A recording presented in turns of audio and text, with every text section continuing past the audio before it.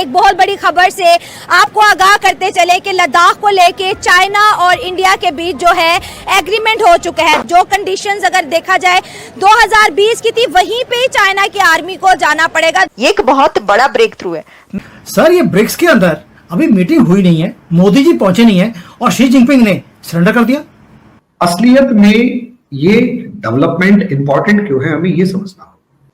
सिर्फ दो ही तो कंट्री ऐसे हैं जो चाइना के सामने खड़े होने की हिम्मत रखते हैं। एक रशिया जो सीधा मिसाइल तान देता कि तेरी ऐसी ऐसी, दूसरा इंडिया। और एक ही टाइम में हम देख रहे हैं कि इंडिया के प्राइम मिनिस्टर और चाइना के प्रेसिडेंट जो हैं वो इसके लिए जा रहे हैं, पहुंचने वाले हैं वहां पर रशिया में कजान। अब ये एक बहुत इंपॉर्टेंट डेवलपमेंट इसलिए है कि अभी इंडिया और चाइना के बीच जो एग्रीमेंट हुआ, जो ब्रेक थ्रू हुआ, India wants A conflict resolution with China, but जब पाकिस्तान की बात आती है तो कॉन्फ्लिक्ट रेजोल्यूशन की बात नहीं हो रही, कॉन्फ्लिक्ट को मैनेज करने की बात हो रही है। अगर चाइना इंडिया के साथ दोस्ती जैसे कर रहा है और अपने ताल्लुकात बेहतर कर रहे हैं, अगर चाइना और इंडिया दोस्त बेहतरीन बन जाते हैं तो सर पाकिस्तान का क्या होगा? और यकीनन इसके आलमी सियासत पर भी असरात मुरतब होंगे। अगर आप बुरा ना माने तो मेरे ख्याल में लेट्स टॉक अबाउट कि हम बात करें चीन और पाकिस्तान के ताल्लुकात के बारे में, कि ये अब जो आने वाला वक्त है ये क्या करना चाहता है और चीन में क्या हो रहा है और हम किस किस्म के इनके साथ रिलेशनशिप रखना चाहिए। आपको मालूम है कि ब्रिक्स की समिट होने वाली है, वो भी कहाँ हो रही है? रशिया में हो रही है। पहली बार हो रही है जब से ब्रिक्स बना है। और वहां पे मीटिंग से पहले जहां पर शी जिनपिंग भी होंगे, प्रेसिडेंट पुतिन भी होंगे और मोदी जी भी होंगे, बीजिंग ने एक हरकत कर दी। उन्होंने बोल दिया कि भाई दोनों कंट्रीज जो गलवान के एरिया है वहां से पीछे हट जाएंगी। सर, ये ब्रिक्स के अंदर अभी मीटिंग हुई नहीं है, मोदी जी पहुंचे नहीं है और शी जिनपिंग ने सरेंडर कर दिया। सर, वो तो होना ही था ना। ब्रिक्स के अंदर अगर आपको ब्रिक्स पेमेंट सिस्टम अगर आपको निकालना है तो भारत की मंजूरी के बगैर तो हो ही नहीं सकता।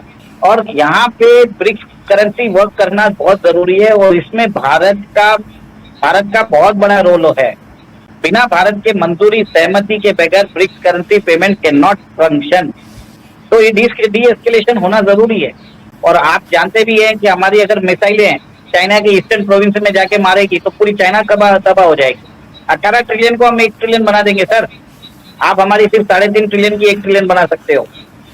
तो इसको म्यूचुअली आपकी जो स्टेटमेंट है कि 18 ट्रिलियन को 1 ट्रिलियन बना सकते हैं, भाई मजा आ गया सुनकर। देखिए सर, मुझे बताइए, जब से ये एक्सपैंड हुआ है सारी मेंबरशिप्स, तब से पहली बार रशिया में ये मीटिंग हो रही है। रशिया खुद टूटा हुआ है, इंटरनेशनली आइसोलेटेड है, और जो चाइना है वो भी आज की डेट में इकोनॉमिकली एक तरह से आइसोलेटेड ही है, बुरा हाल है। लेकिन दो कंट्रीज दोनों ही इकट्ठे मिलकर पूरे वर्ल्ड ऑर्डर को चेंज करने की बात बोलती हैं थ्रू ब्रिक्स।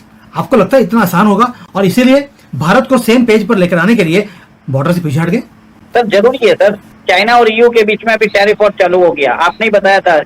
उसके ऊपर ईयू ने अभी टैरिफ लगाए हैं अराउंड 35% समथिंग। अमेरिका ने ऑलरेडी कर दिया है। तो चाइना को एक मार्केट भी चाहिए। China needs improve relations with India.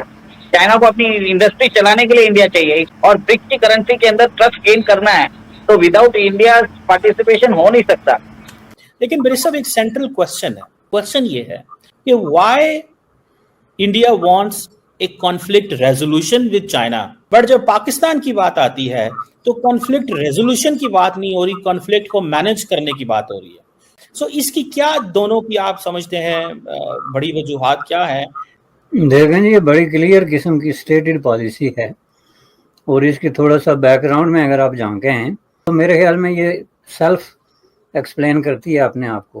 पहला तो इसमें जो क्लियर है, देखिए चाइना के साथ एक लिमिटेड एक डोमेन के अंदर उनकी क्लैश है और मोस्टली वो कंसंट्रेट करती है बॉर्डर के इर्द गिर्द, और उसके साथ जो एक हिस्टोरिकल रूट्स जुड़ी होती हैं जो किसी भी मूवमेंट को या अनरेस्ट को किसी तरीके से किसी आइडियोलॉजिकल स्कूल के साथ जोड़ती हैं, वो उसके साथ उस तरीके से जुड़ता नहीं। तो उससे लेके अगर आप देखें तो वो सारे with the passage of time India ने, मैं समझता हूँ कि एक तरीके से उसको डिफ्यूज़ किया चाइना के साथ म्यूचुअल डायलॉग के साथ या अंडरस्टैंडिंग के साथ रिजॉल्व कर दिया, और कर लेना चाहिए था। उसूली तौर पे ये कोई इतना बड़ा ये है नहीं। और मैं आपको बता दूं कि दुनिया के पुरअमन तरीन मुल्कों में भी इस तरह के छोटे मोटे इश्यूज खड़े हो जाते हैं, कभी कभार सिक्योरिटी फोर्सेस के दरमियान किसी वजह से। और रहा सवाल पाकिस्तान के साथ बलोच इशू पे, तो उसके साथ मैंने कहा कि अगर आपने किसी जगह पे 20 ग्रुप हैं और हर ग्रुप अपने आप को सबसे बड़ा आइडियोलॉजिकली मोटिवेटेड और तो वो सिचुएशन बन जाती है टोटली डिफरेंट। तो ये वहाँ पे चलता है उस हिसाब से। आप देखें जिस इलाके में सबसे ज़्यादा है आपके पसंदीदा आइडियोलॉजिकल बेसिस होंगे, इतना ज़्यादा आप उस पर इन्वेस्ट करेंगे और इतना ज़्यादा आप उसको कंसंट्रेट करेंगे। अदरवाइज पॉलिटिकली, जैसे कि आप कश्मीर में देख लें, जम्मू कश्मीर में जिस तरह के हुआ, पाकिस्तान ने ज़ाहिर है नोइंगली इसको चुना था कि कश्मीर के अंदर जो मल्टीपल पार्टीज एक्टिवेट हुई थी 80s में, जिन्होंने वहाँ शुरू किया था काम, कि उनमें से हमारा एलाइज कौन है। तो उन्होंने वक्तन फ़वक्तन अपने एलाइज बदले। ये कोई पहला इनका एलाइज जो है वो पाकिस्तान का वो वहाँ की फंडामेंटलिस्ट इस्लामिस्ट फोर्सेस नहीं थी। पहले इनके जो एलाइज थे वो वहाँ की सेकुलर फोर्सेस थी जो इंडिया को दूसरे बुनियादों पे अपोज करती थी। बाद में उन्होंने उसको रिप्लेस करके तो जो मोस्ट ब्रूटल किस्म की मिलिटेंसी है उसको लॉन्च किया, जिसकी उन्होंने financial, ethical, moral, political, strategic जो भी उन्होंने उसकी सपोर्ट की और उसको ज़ाहिर है एक सतह पे लेके चले गए, जो कि ऑनगोइंग है ज़ाहिर है मुख्तलिफ शक्लों में।